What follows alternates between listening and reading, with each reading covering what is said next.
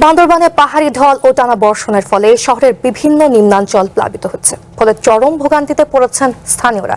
রাতে হঠাৎ পানি বৃদ্ধি পাওয়ায় শহরের আর্মিপাড়া, শেরবাংলা নগর সহ আশেপাশের নিচু এলাকা পানিতে তলিয়ে যায়। স্থানীয়রা বলেন, রাতের দিকে হঠাৎ পাহাড়ি ঢলের পানি দ্রুত বেড়ে যাওয়ায় অল্প সময়ের মধ্যেই বাড়িতে পানি ঢুকে যায়।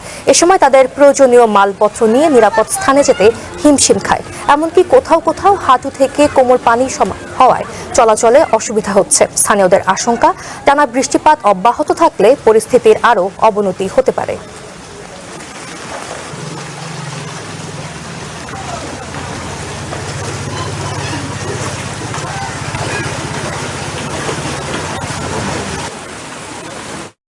জন্য অপেক্ষা করতেছি, যে কোনো একটা আশ্রয় কেন্দ্র খুলে দিলে আমাদের অনেক উপকার হবে। ঘর বাড়ি পানিতে তলায় গেছে, কমবে যাবো জানি না।